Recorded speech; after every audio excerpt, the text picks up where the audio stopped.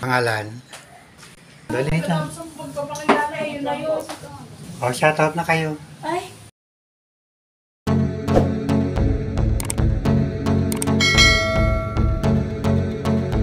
Welcome to my vlog.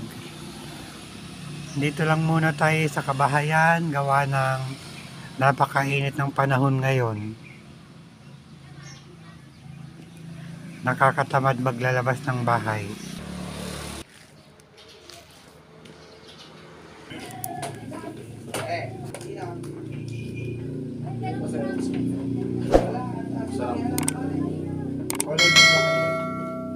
Colored ba?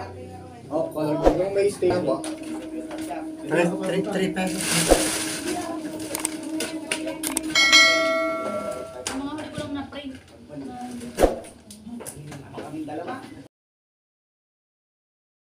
4 pesos. Pakagkumbalik ko na. Ayun, tama na. Tapos yung letter pa lang Dalawa. yung naman na. Yung questionnaire niya, kadami mali-mali. Sige po. Balik na naman po yung tagal. Hindi po.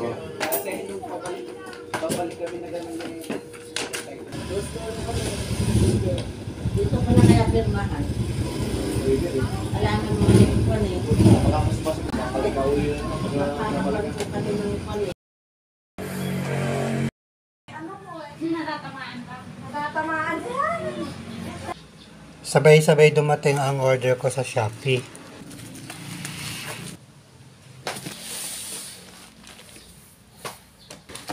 Ito yung isa, pinakamagaan.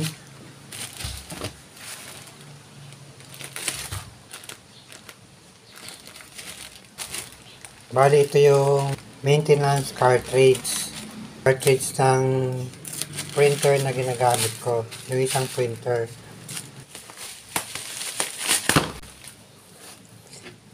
Easy to use lang siya. Maganda ang pagkakabalo. Talaga hindi siya masisira. Bali, ito yung cartridge niya. Kumbaga, kapag napuno na yung or natapos na yung lifespan ng cartridge, disposable lang siya. Papalitan na lang ng ganito. Easy to use. Mas madali pang ikabit. Hindi kagaya ng ibang printer, maraming mga bubuksan.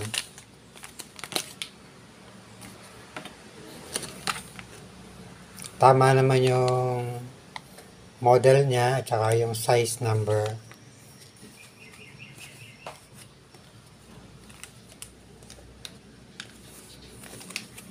Ayos ang seller. Bali itong box niya. Maintenance box.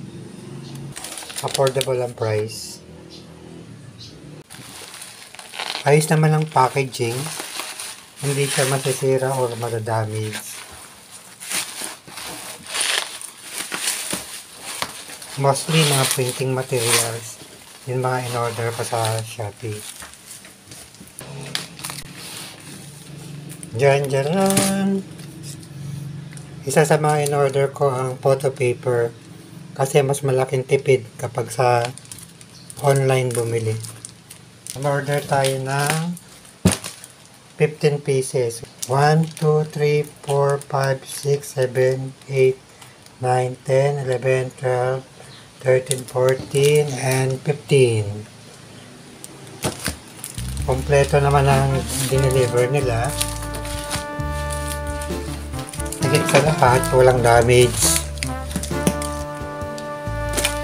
Kaya salamat sa seller. Mo-order kasi ako ng maramihan na para hindi ako nawawala ng stock. Printing materials din ko. Magamit ko rin ito pang print.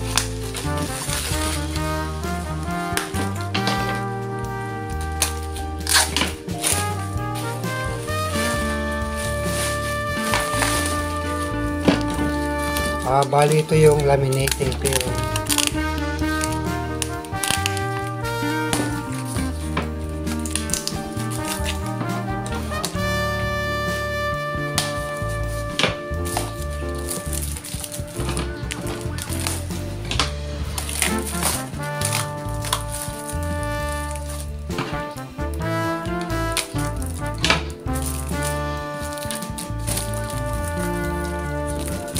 Photo paper din siya, ibang brand. Yung isa kanina Kodak ang brand, ito naman Yasin. Try ako na 5 piraso para malaman ko kung ano yung mas magandang gamitin. O ang ginagamit ko ay Kodak brand talaga. Ngayon susubukan ko itong Yasin kung magandang pag-print ng picture dito. Tama naman ang dumating, 5 piraso. Tsaka isang box na laminating film.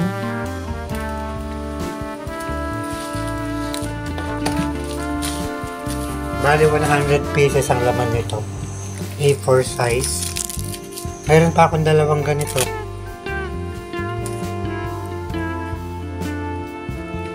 Salamat ulit sa seller. Kompleto naman ang pinadala niya, walang damage.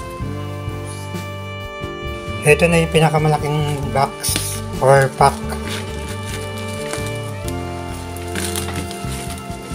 Ito naman mga paninda na ito. School supplies. Talagang magandang pagkakapackaging niya. Oh.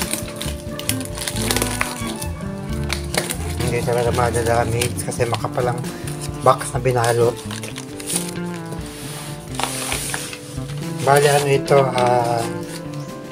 white folder.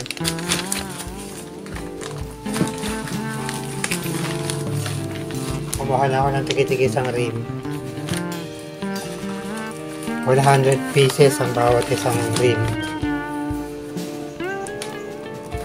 Mga white folder. Mabili kasi ito sa mga estudyante at sa mga nag-work.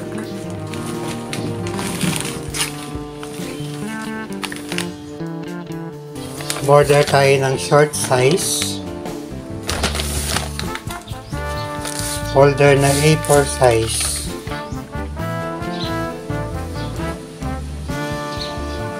Ito A4 size.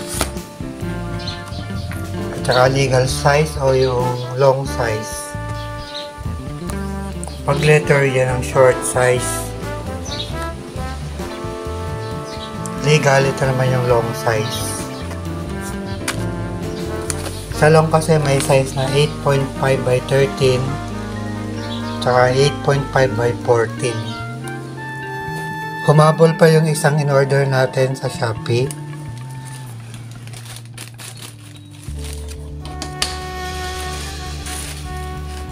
Tantararan! Magnifying glass. Isa kasi maliliit ang mga sulat.